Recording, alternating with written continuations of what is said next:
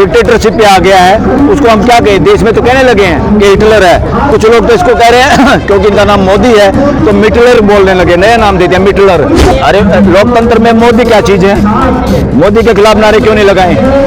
संविधान बोलने की आजादी देता है, अपने विचारों को व्यक्त करने की आजादी देता है, इसमें मोदी क्या है? मोदी और सड़क पे सोने वाले आदमी के बीच में क्या फर्क है? सुप्रीम कोर्ट में भी इमीडिएट उस वक्त बोल देना चाहिए था चीफ जस्टिस को कि उसको गिरफ्तार करके फर्दर इन्वेस्टिगेशन करिए, क्योंकि वो प्रभावशाली व्यक्ति है।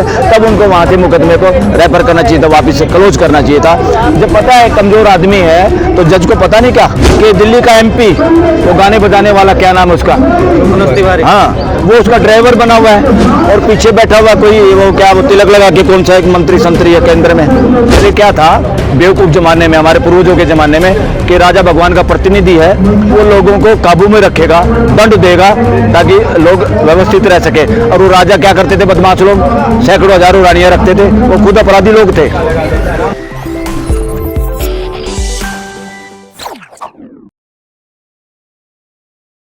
मैं बलराज सिंह मलिक एडवोकेट, मैं सुप्रीम कोर्ट में प्रैक्टिस करता हूँ। क्या कहेंगे जो FIR दर्ज करने की मांग की गई है इनके खिलाफ ही? बम बम कोई महाराज है, उन्होंने की है। देखिए, अब बम बम महाराज ये सारे के सारे हायर्ड महाराज हैं। अब लोगों को अपनी तरफ करने की कोशिश है। अब जो एक्यूज होता है वो किसी तरह भी बचने की, सामने वाले पे आरोप लगाने की बातें करते हैं, नो प्रॉब्लम, उनको भी कोई लगता है वो करें, उनको कोई लगता है तो करें। मगर इसको पूरा देश देख रहा है, इस FIR पे क्या हुआ अब तक, कितनी त्वरित गति से, कितना फास्ट गति से एक्शन हुआ, पूरा देश महसूस कर रहा है कि 2024 पर क्या असर पड़ेगा इस आंदोलन? पूरा जिस तरह से कर्नाटक में रिजल्ट आए उससे भी भयंकर रिजल्ट आएंगे। तो FIR के बारे में आप जो कह रहे थे, क्या लग रहा है कि पटियाला हाउस कोर्ट में आज सुनवाई भी है, उसको लेकर के क्या कहना है? देखिए, इसमें तो इवन जज साहब को भी इमीडिएट उनकी गिरफ्तारी की बात करनी चाहिए, क्योंकि प्रभावशाली व्यक्ति है जो गवाहों को डरा सकता है, गवाहों को मैनिपुलेट कर सकता है, मेन कंप्लेनेंट को भी धमका सकता है, उसके परिवार वालों को धमका सकते हैं। ये सारे जो कंप्लेनेंट हैं, इनके रिश्तेदार हैं, इन सब के पीछे लोग लगे हुए हैं, सरकारी अमला जमला भी लगा हुआ है इनके पूरा वो करने में, डराने में, ये महसूस कराने में कि बाद में भी तुम्हारा कुछ गड़बड़ हो सकता है। जैसे देश की इनकम टैक्स ED VD जो कर ही रही है कि लोगों की आवाज़ दबाने की कोशिश दूसरे तरीके से होती है, तो इसी वजह से। और जजों को भी सामने आना चाहिए, मगर देश के जज भी, इसको कहने में कोई दो राय नहीं, जज भी आम आदमी के जब केस में कुछ और व्यवहार होता है, इस तरह के लोगों का केस होता है, इस देश की जुडिशरी का कुछ और तरह का व्यवहार हो जाता है। ये मैं नहीं कह रहा, पूरा देश अनुभव करता है इस बात को। जुडिशरी को इससे बाहर आने की जरूरत है। इवन सुप्रीम कोर्ट और हाई कोर्ट का व्यवहार भी बहुत बार ये देश देखता है कि जो प्रभावी लोग हैं उनकी सुनवाई बहुत जल्दी होती है, जो दूसरे वर्ग हैं, कमजोर लोग हैं इस देश के, उनके लिए उनके केसों को टरका दिया जाता है, टरकाने की कोशिश होती है। अदरवाइज तो सुप्रीम कोर्ट में भी इमीडिएट उस वक्त बोल देना चाहिए था चीफ जस्टिस को कि उसको गिरफ्तार करके फर्दर इन्वेस्टिगेशन करिए, क्योंकि वो प्रभावशाली व्यक्ति है। तब उनको वहां से मुकदमे को रेफर करना चाहिए था, वापस से क्लोज करना चाहिए था। जब पता है कमजोर आदमी है तो जज को पता नहीं क्या कि ये सामने कौन एक्यूज है, किस तरह का मुझे ऑर्डर करना चाहिए। इससे साबित होता है हमारी पूरी जुडिशरी भी, मैं अब क्या शब्द लूं, एक शब्द प्रचलित हो रहा है पर मैं पता नहीं शब्द मीनिंग हो पाएगा कि नहीं, कि जुडिशरी भी इस देश की मनोवाद का शिकार हो रही है और वो लोगों से न्याय नहीं कर पा रही। वो प्रभावित क्यों होती है? आप रिसर्च करके देख लीजिए, जो प्रभावशाली लोग हैं उनके मुकदमे में वो जज क्या फैसला देता है और कमजोर आदमी के पक्ष में वही जज क्या फैसला देता है। इस पर रिसर्च होने की जरूरत है। इस देश में बड़ी भयंकर स्थिति है। एक तरह से मैं तो कहूँगा किसी न किसी रूप में आज का जो लोग सरकार में बैठे हुए हैं, ये जुडिशरी को बिल्कुल अपनी पॉकेट में रखना चाहते हैं, जैसे मदारी बंदरों को काबू में रखना चाहता है अपना तमाशा दिखाने के लिए। लेकिन क्या लग रहा है, यहाँ पे कहा जा रहा है कि मोदी के खिलाफ नारे लगाए जाते हैं, इसलिए शिकायत दर्ज करवाई जा रही है पहलवानों के खिलाफ। वो अरे लोकतंत्र में मोदी क्या चीज है? मोदी के खिलाफ नारे क्यों नहीं लगाए? संविधान बोलने की आजादी देता है, अपने विचारों को व्यक्त करने की आजादी देता है, इसमें मोदी क्या है? मोदी और सड़क पे सोने वाले आदमी के बीच में क्या फर्क है?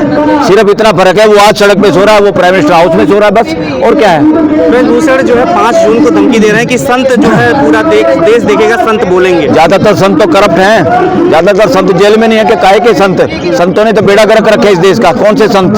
फ्री में खाने वाले, लोगों को गुमराह करने वाले, आस्था के केंद्र चला के लोगों को लुंच पुंज करने वाले, काहे के संत? कौन से संत? नकली लोग, अपना घर नहीं चला पाते लोग, उनका नाम आजकल संत है। वही संत, ये संत परंपरा बकवास है इस देश में। इन्होंने लोगों को नपुंसक बना दिया इस देश को।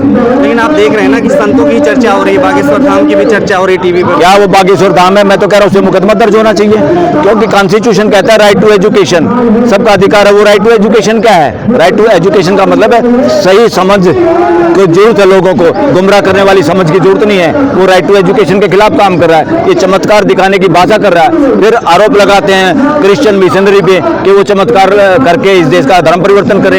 ये क्या कर रहे हैं? अरे मैंने तो देखा उसमें किसी मीडिया में कि दिल्ली का एमपी, वो गाने बजाने वाला, क्या नाम है उसका, मनोज तिवारी, हाँ, वो उसका ड्राइवर बना हुआ है और पीछे बैठा हुआ कोई वो क्या, वो तिलक लगा के कौन सा एक मंत्री संतरी है केंद्र में। ये क्या है? ये इस देश को कहाँ ले जाना चाहते हो? बेवकूफ मत बनाओ देश में। इन संतों को भी, ऐसे लोगों को, ढोंगी लोगों को जूते मारेगा ये देश। आने वाले दिनों में ये चौराहे पे पिटते हुए नजर आएंगे। संसद जाने की तैयारी ये लोग भी कर रहे हैं, पहलवान भी, और उधर संसद का बहिष्कार भी कर रहे हैं विपक्षी पार्टी। क्या लगता है आपको? संसद का तो बहिष्कार का मैं तो कह रहा हूँ 27 तारीख को इस देश का बंद का आह्वान करना चाहिए और देश की जनता से आग्रह करना चाहिए 27 तारीख को, 27 मई को, कि जो जहाँ पर है सब अपने घरों के बाहर सड़कों पे आ जाएं। बस नेशनल हाईवे के पास जो बते वो नेशनल हाईवे पे आ जाए। ये देश पूरा रुक जाए एक बार। क्यों रुक जाए? कि देश का प्राइम मिनिस्टर निरंकुशता पे आ गया है, डिक्टेटरशिप पे आ गया है। उसको हम क्या कहें? देश में तो कहने लगे हैं कि हिटलर है, कुछ लोग तो इसको कह रहे हैं क्योंकि इनका नाम मोदी है तो मिटलर बोलने लगे, नया नाम दे दिया मिटलर। लेकिन सर इस तरीके से अराजक माहौल नहीं पैदा होगा जिस तरीके से आप लोग बयान देते हैं और उसके बाद कहा भी जाता है इस तरीके के मोदी के खिलाफ लोग आते हैं। मोदी के खिलाफ बोलने से अराजक माहौल कैसे आएगा?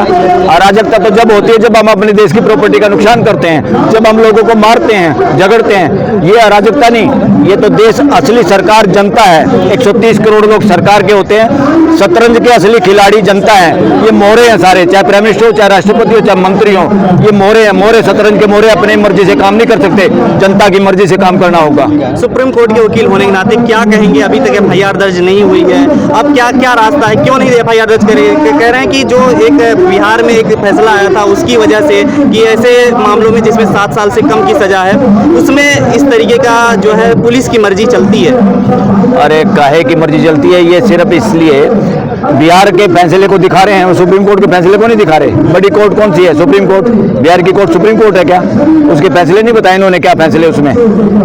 और सीधा सा है, जिस भी केस में, ऐसे अपराध में अपराधी को पकड़ना क्यों जरूरी होता है? सिर्फ इसलिए कि वो और अपराध ना कर पाए, वो गवाहों को डरा ना पाए, वो एक्यूज को डरा ना पाए। और इसमें एक्यूज और गवाहों और सबको डराने का काम हो रहा है, जिस तरह की वो भाषा बोल रहा है एक्यूज।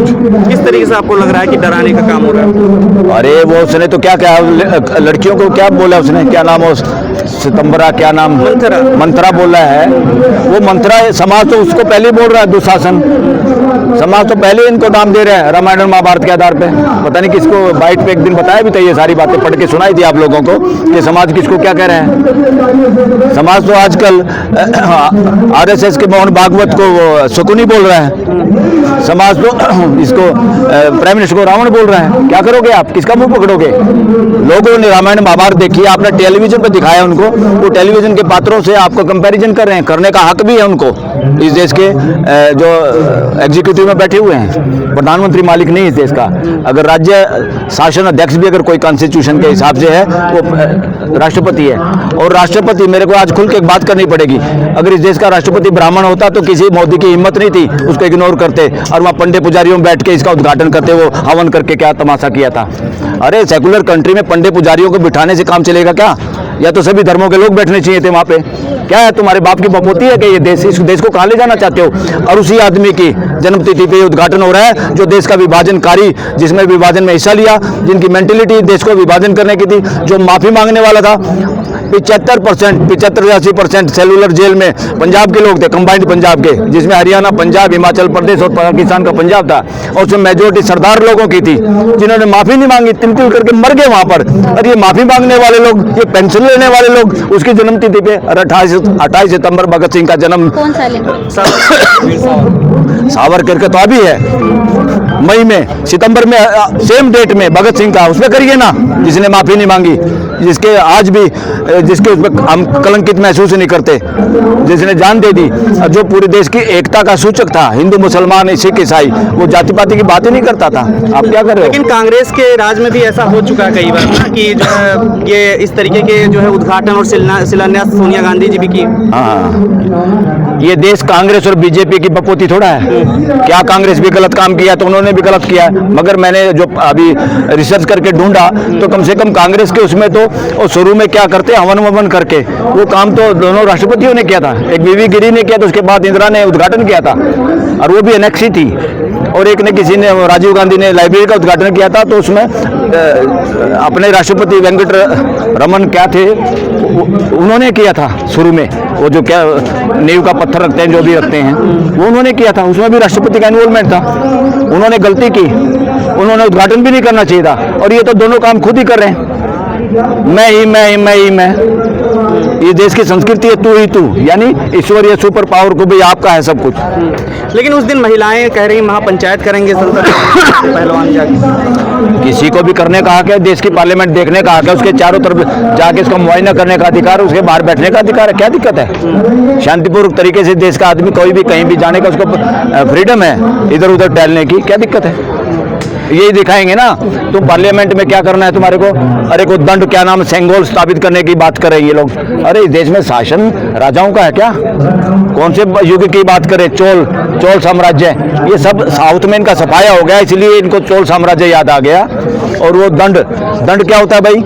पहले क्या था बेवकूफ जमाने में, हमारे पूर्वजों के जमाने में, कि राजा भगवान का प्रतिनिधि है, वो लोगों को काबू में रखेगा, दंड देगा ताकि लोग व्यवस्थित रह सके। और वो राजा क्या करते थे, बदमाश लोग सैकड़ों हजारों रानियां रखते थे, वो खुद अपराधी लोग थे। वो हमारे पूर्वज हो सकते हैं, पर उनका गलत काम था ये।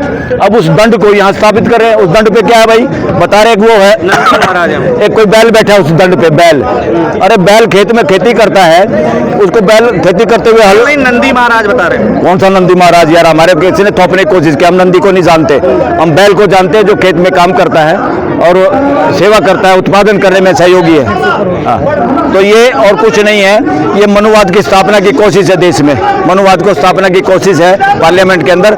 ये फ्यूचर में, आज बेशक ये जबरदस्ती कर लो, फ्यूचर में वो दंड भी बाहर जाएगा, और वो ये जो सेंगोल है उखाड़ फेंकेगी देश की जनता। ये से क्या मैसेज देना चाहेंगे यहाँ से जंतर मंतर? जुटे रहो, देश आपके साथ है, और ऐसी सरकारें आई गई बहुत, इनको झुकना पड़ेगा।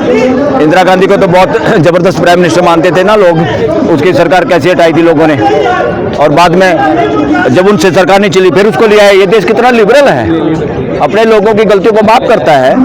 भाई तुम कानून के सामने आ जाओ वैसे एक बार, ये देश किसी को मारना नहीं चाहता, यहाँ तो हत्यारों को भी माफ करते हैं, मगर यहाँ तो इस देश को रोष जब आता है कि धर्म के नाम पे, जातियों के नाम पे किसी का तो आप एनकाउंटर कर देते हो, किसी को आप पुलिस के अंदर ही मार देते हो।